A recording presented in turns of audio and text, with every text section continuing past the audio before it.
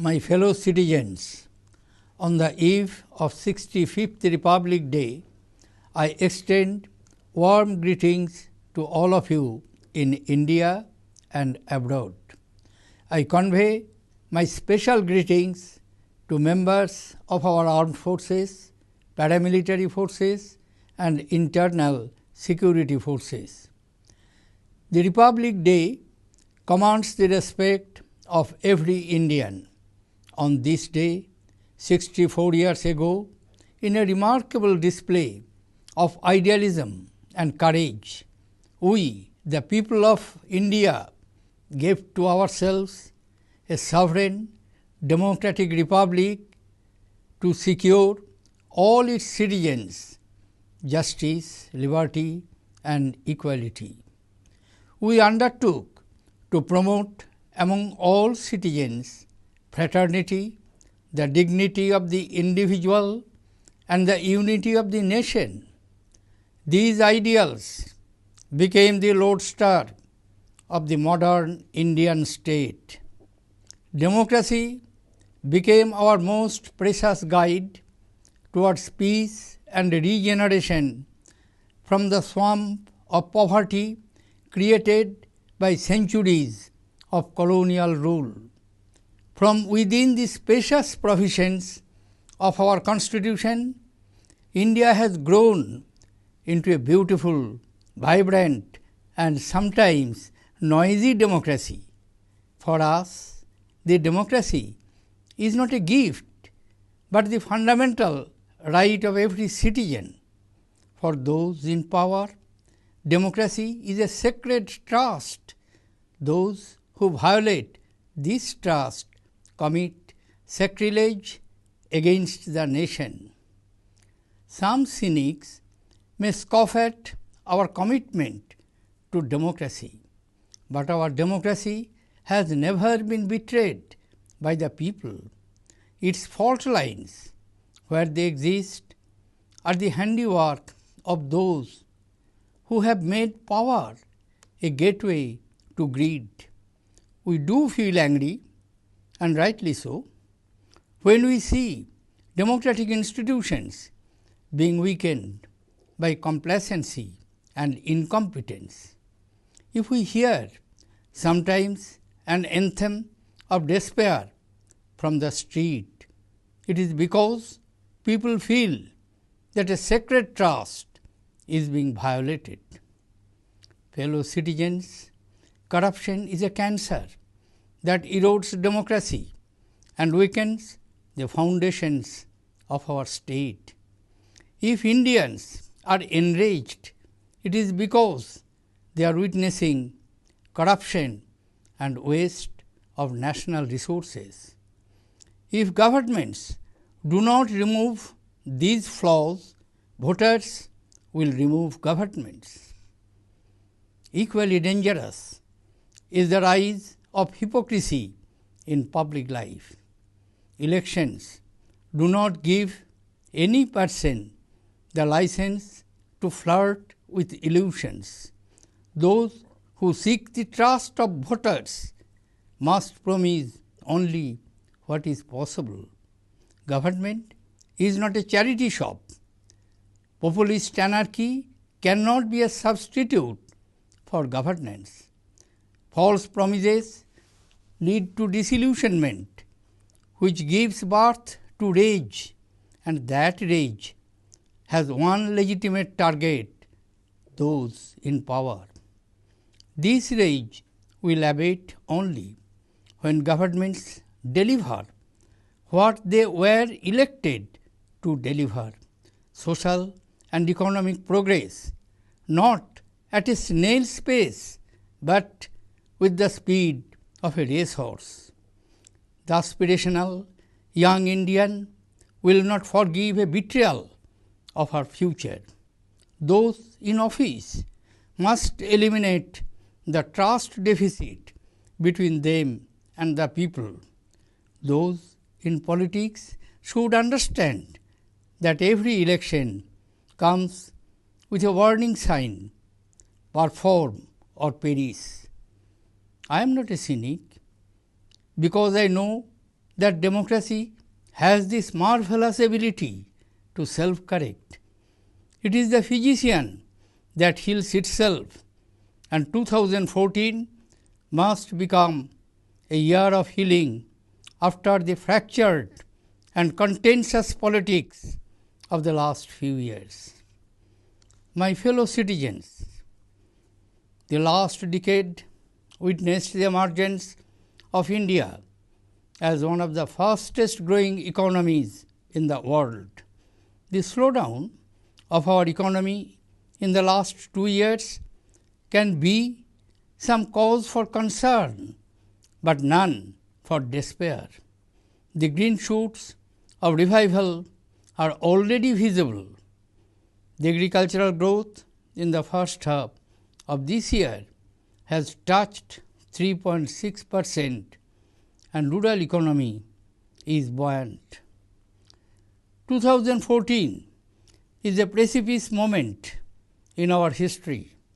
We must rediscover that sense of national purpose and patriotism which lifts the nation above and across the abyss and back onto the road of prosperity. Give the young jobs, and they will raise the villages and cities to 21st century standards.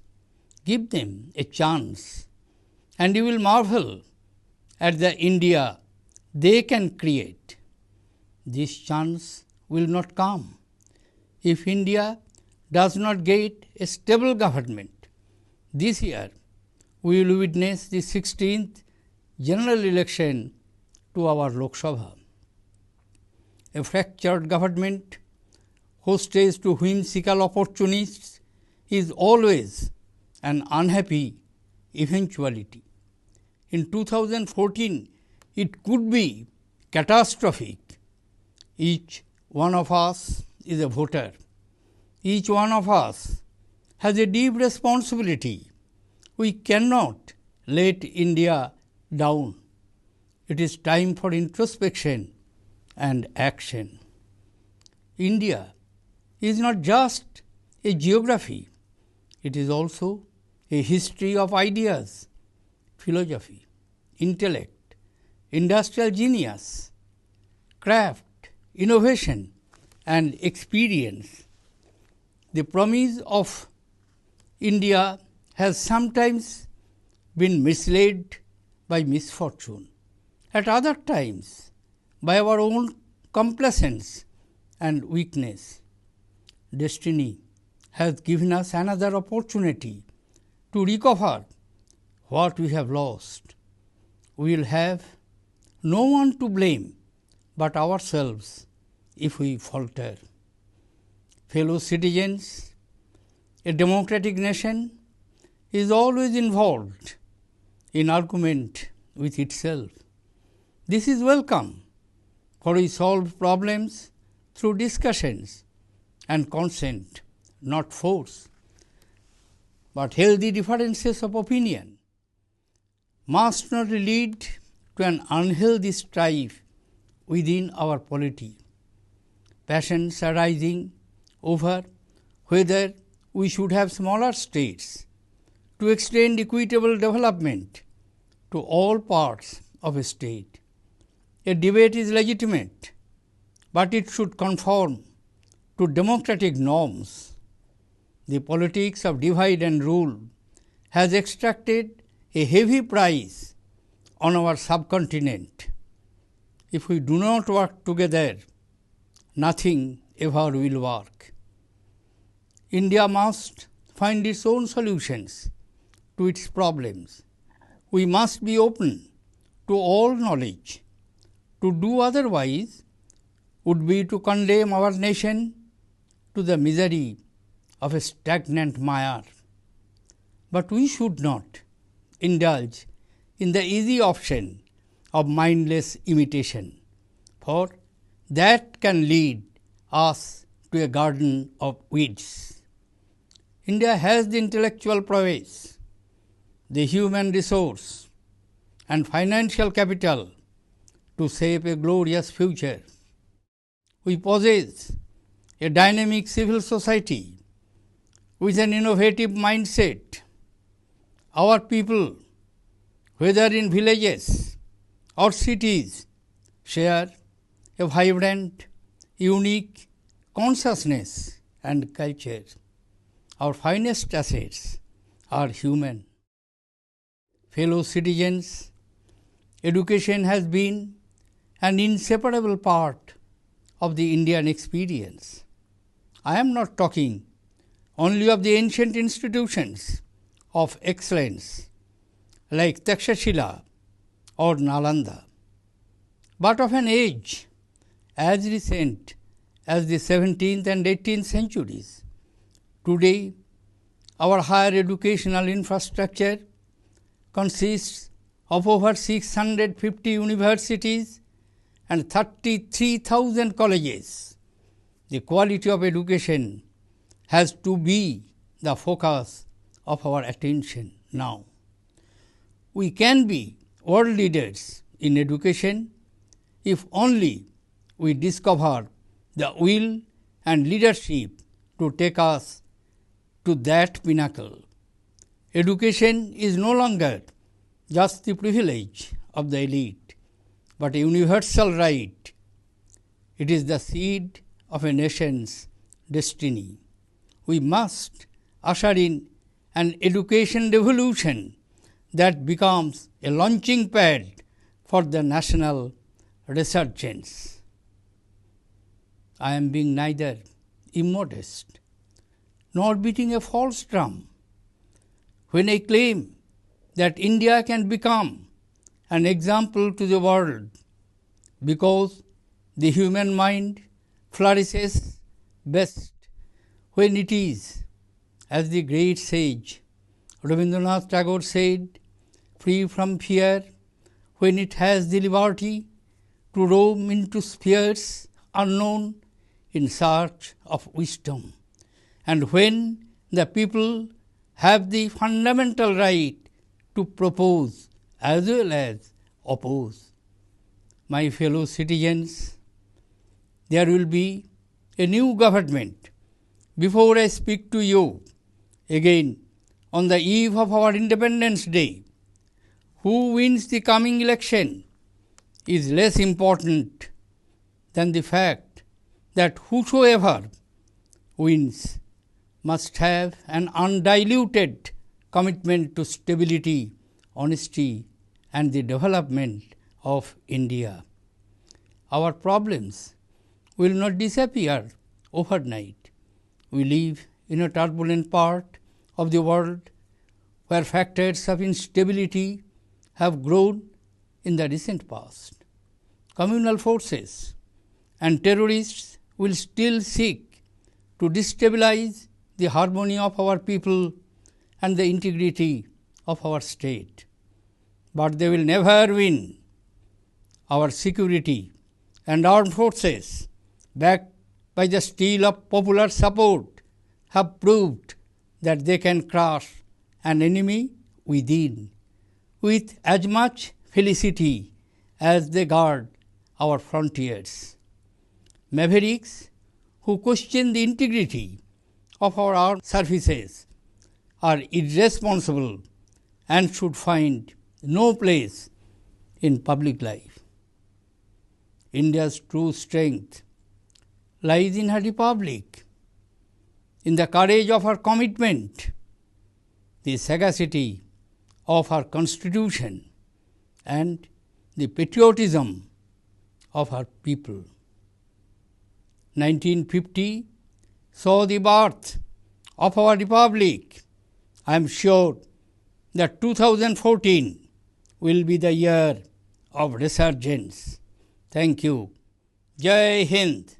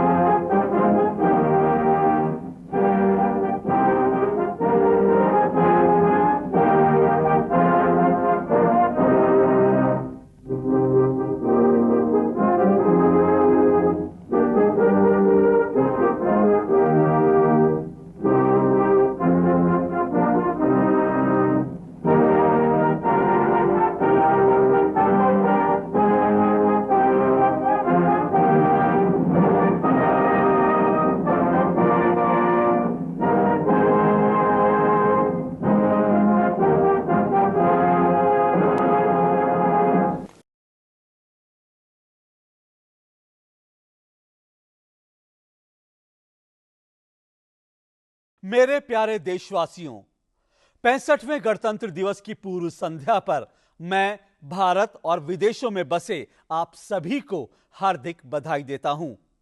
मैं हमारी सशस्त्र सेनाओं, अर्धसैनिक बलों तथा आंतरिक सुरक्षा बलों के सदस्यों को अपनी विशेष बधाई देता हूं। हर एक भारतीय गणतंत्र दिवस का सम्मान करता है। 64 वर्ष पूर्व इसी दिन हम भारत के लोगों ने आदर्श तथा साहस का शानदार प्रदर्शन करते हुए सभी नागरिकों को न्याय, स्वतंत्रता तथा समानता प्रदान करने के लिए स्वयं को एक संप्रभुता संपन्न लोकतांत्रिक गणराज्य सौंपा था। हमने सभी नागरिकों के बीच भाईचारा, व्यक्ति की गरिमा तथा राष्ट्र की एकता को बढ़ावा देने का कार्य अपने हाथ में लिया था। ये आदर्श आधुनिक भारतीय राज्य के पथ प्रदर्शक बने। शांति की ओर तथा दशकों के औपनिवेशिक शासन की गरीबी से निकालकर पुनरुत्थान की दिशा में ले जाने के लिए लोकतंत्र हमारा सबसे मूल्यवान मार्गदर्शक बन गया। हमारे संविधान के व्यापक प्रावधानों से भारत एक सुंदर, जीवंत तथा कभी कभार शोरगुल युक्त लोकतंत्र के रूप में विकसित हो चुका है। हमारे लिए लोकतंत्र कोई उपहार नहीं है, बल्कि हर एक नागरिक का मौलिक अधिकार है। जो सत्ताधारी हैं, उनके लिए लोकतंत्र एक पवित्र भरोसा है। जो इस भरोसे को तोड़ते हैं, वो राष्ट्र का अनादर करते हैं। भले ही कुछ निराशावादियों द्वारा लोकतंत्र के लिए हमारी प्रतिबद्धता का माखौल उड़ाया जाता हो, परंतु जनता ने कभी भी हमारे लोकतंत्र से विश्वासघात नहीं किया है। यदि कहीं कोई खामियां नजर आती हैं, तो यह उनके कारनामे हैं जिन्होंने सत्ता को लालच की पूर्ति का मार्ग बना लिया है। जब हम देखते हैं कि हमारी लोकतांत्रिक संस्थाओं को आत्मतुष्टि तथा अयोग्यता द्वारा कमजोर किया जा रहा है, तब हमें गुस्सा आता है और यह स्वाभाविक है। यदि हमें कभी सड़क से हताशा के स्वर सुनाई देते हैं, तो इसका कारण है कि पवित्र भरोसे को तोड़ा जा रहा है।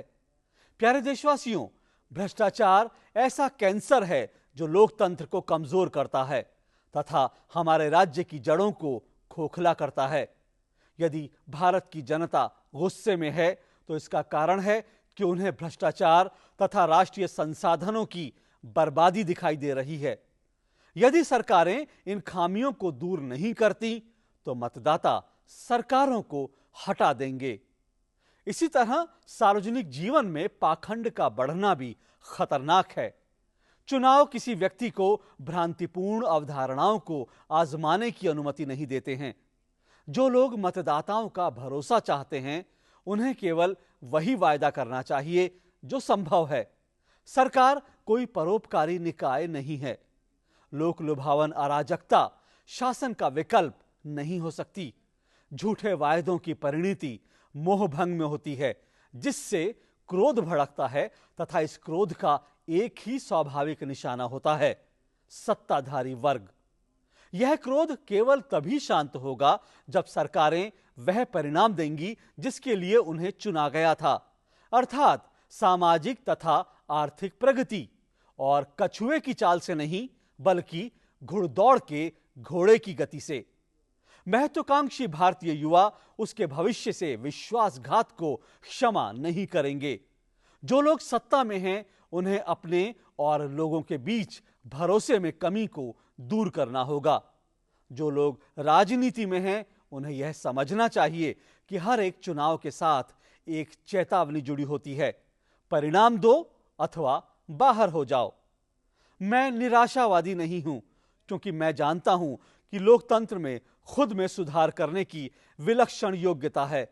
यह ऐसा चिकित्सक है जो खुद के घावों को भर सकता है, और पिछले कुछ वर्षों की खंडित तथा विवादास्पद राजनीति के बाद 2014 को घावों के भरने का वर्ष होना चाहिए। मेरे प्यारे देशवासियों, पिछले दशक में भारत विश्व की सबसे तेज रफ्तार से बढ़ती अर्थव्यवस्था के रूप में उभरा है। हमारी अर्थव्यवस्था में पिछले 2 वर्षों में आई मंदी कुछ चिंता की बात हो सकती है, परंतु निराशा की बिल्कुल नहीं। पुनरुत्थान की हरी कोपलें दिखाई देने लगी हैं। इस वर्ष की पहली छमाही में कृषि विकास की दर बढ़कर 3.6% तक पहुंच चुकी है और ग्रामीण अर्थव्यवस्था उत्साहजनक है। वर्ष 2014 हमारे इतिहास में एक चुनौतीपूर्ण क्षण है। हमें राष्ट्रीय उद्देश्य तथा देशभक्ति के उस जज्बे को फिर से जगाने की जरूरत है जो देश को अवनति से ऊपर उठाकर उसे वापस समृद्धि के मार्ग पर ले जाए। युवाओं को रोजगार दें और गांवों और शहरों को 21वीं सदी के स्तर पर ले आएंगे। उन्हें एक मौका दें और आप उस भारत को देखकर दंग रह जाएंगे जिसका निर्माण करने में वे सक्षम हैं। यदि भारत को स्थिर सरकार नहीं मिलती तो यह मौका नहीं आ पाएगा। इस वर्ष हम अपनी लोकसभा के 16वें आम चुनावों को देखेंगे। ऐसी खंडित सरकार जो मनमौजी अवसरवादियों पर निर्भर हो सदैव एक अप्रिय घटना होती है। यदि 2014 में ऐसा हुआ तो यह अनर्थकारी हो सकता है। हम में से हर एक मतदाता है, हम में से हर एक पर भारी जिम्मेदारी है। हम भारत को निराश नहीं कर सकते। अब समय आ गया है कि हम आत्ममंथन करें और काम पर लगें। भारत केवल एक भौगोलिक क्षेत्र ही नहीं है, यह विचारों का, दर्शन का, प्रज्ञा का, औद्योगिक प्रतिभा का, शिल्प का, नवन्वेषण का तथा अनुभव का भी इतिहास है। भारत के भाग्योदय को कभी आपदा ने धोखा दिया है तो कभी हमारी अपनी आत्मतुष्टि तथा कमजोरी ने। नियति ने हमें एक बार फिर से वह प्राप्त करने का अवसर दिया है जो हम गंवा चुके हैं। यदि हम इसमें चूकते हैं तो इसके लिए हम ही दोषी होंगे और कोई नहीं। प्यारे देशवासियों, एक लोकतांत्रिक देश सदैव खुद से तर्क वितर्क करता है। यह स्वागत योग्य है क्योंकि हम विचार विमर्श और सहमति से समस्याएं हल करते हैं, बल प्रयोग से नहीं।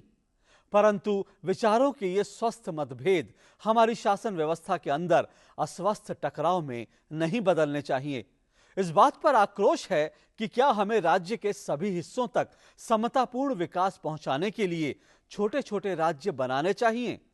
बहस वाजिब है, परंतु इसे लोकतांत्रिक मानदंडों के अनुरूप होना चाहिए। फूट डालो और राज करो की राजनीति हमारे उपमहाद्वीप से भारी कीमत वसूल चुकी है। यदि हम एकजुट होकर कार्य नहीं करेंगे तो कुछ नहीं हो पाएगा। भारत को अपनी समस्याओं के समाधान खुद ढूंढने होंगे। हमें हर तरह के ज्ञान का स्वागत करना चाहिए। यदि हम ऐसा नहीं करते हैं तो यह अपने देश को गहरे दलदल के बीच भटकने के लिए छोड़ने के समान होगा। लेकिन हमें अविवेकपूर्ण नकल का आसान विकल्प नहीं अपनाना चाहिए क्योंकि यह हमें भटकाव में डाल सकता है। भारत के पास सुनहरे भविष्य का निर्माण करने के लिए बौद्धिक कौशल, मानव संसाधन तथा वित्तीय पूंजी है। हमारे पास नवोन्मेषी मानसिकता संपन्न ऊर्जस्वी सिविल समाज है। हमारी जनता, चाहे वह गांवों में हो अथवा शहरों में, एक जीवंत अनूठी चेतना तथा संस्कृति से जुड़ी है। हमारी सबसे शानदार पूंजी है मनुष्य। प्यारे देशवासियों, शिक्षा भारतीय अनुभव का अविभाज्य हिस्सा रही है। मैं केवल तक्षशिला अथवा नालंदा जैसी प्राचीन उत्कृष्ट संस्थाओं के बारे में ही नहीं, वरन हाल ही की 17वीं और 18वीं सदी की बात कर रहा हूं। आज हमारे उच्च शिक्षा के ढांचे में 650 से अधिक विश्वविद्यालय तथा 33,000 से अधिक कॉलेज हैं। अब हमारा ध्यान शिक्षा की गुणवत्ता पर होना चाहिए। हम शिक्षा में विश्व की अगुवाई कर सकते हैं, बस यदि हम उस उच्च शिखर तक हमें ले जाने वाले संकल्प तथा नेतृत्व को पहचान लें। शिक्षा अब केवल कुलीन वर्ग का विशेषाधिकार नहीं है, वरन सबका अधिकार है। यह देश की नियति का बीजारोपण है। हमें एक ऐसी शिक्षा क्रांति शुरू करनी होगी जो राष्ट्रीय पुनरुत्थान की शुरुआत का केंद्र बन सके। मैं जब यह दावा करता हूं कि भारत विश्व के लिए एक मिसाल बन सकता है तो मैं ना तो अविनीत हो रहा हूं और ना ही झूठी प्रशंसा कर रहा हूं, क्योंकि जैसा कि महान ऋषि रविंद्रनाथ टैगोर ने कहा था, वास्तव में मानव मन तभी बेहतर ढंग से विकसित होता है जब वह भय रहित हो, ज्ञान की खोज में अज्ञात क्षेत्रों में विचरण करने के लिए स्वतंत्र हो और जब लोगों के पास प्रस्ताव देने का और विरोध करने का मौलिक अधिकार हो। मेरे प्यारे देशवासियों, इससे पहले कि मैं हमारे स्वतंत्रता दिवस की पूर्व संध्या पर आपको फिर से संबोधित करूं, नई सरकार बन चुकी होगी। आने वाले चुनाव को कौन जीतता है यह इतना महत्वपूर्ण नहीं है जितना यह बात कि चाहे जो जीते उसमें स्थायित्व, ईमानदारी तथा भारत के विकास के प्रति अटूट प्रतिबद्धता होनी चाहिए। हमारी समस्याएं रातों रात समाप्त नहीं होंगी। हम विश्व के एक ऐसे उथल पुथल से प्रभावित हिस्से में रहते हैं जहां पिछले कुछ समय के दौरान अस्थिरता पैदा करने वाले कारकों में बढ़ोतरी हुई है। सांप्रदायिक शक्तियां तथा आतंकवादी अब भी हमारी जनता के सौहार्द तथा हमारे राज्य की अखंडता को अस्थिर करना चाहेंगे, परंतु वे कभी कामयाब नहीं होंगे। हमारे सुरक्षा तथा सशस्त्र बलों ने मजबूत जन समर्थन की ताकत से यह साबित कर दिया है कि वह उसी कुशलता से आंतरिक दुश्मन को भी कुचल सकते हैं जिससे वो हमारी सीमाओं की रक्षा करते हैं। ऐसे बड़बोले लोग जो हमारी रक्षा सेवाओं की निष्ठा पर शक करते हैं गैर जिम्मेदार हैं तथा उनका सार्वजनिक जीवन में कोई स्थान नहीं होना चाहिए। भारत की असली ताकत उसके गणतंत्र में, उसकी प्रतिबद्धता के साहस में, उसके संविधान की दूरदर्शिता में तथा उसकी जनता की देशभक्ति में निहित है। 1950 में हमारे गणतंत्र का उदय हुआ था। मुझे विश्वास है कि 2014 पुनरुत्थान का वर्ष होगा। जय हिंद।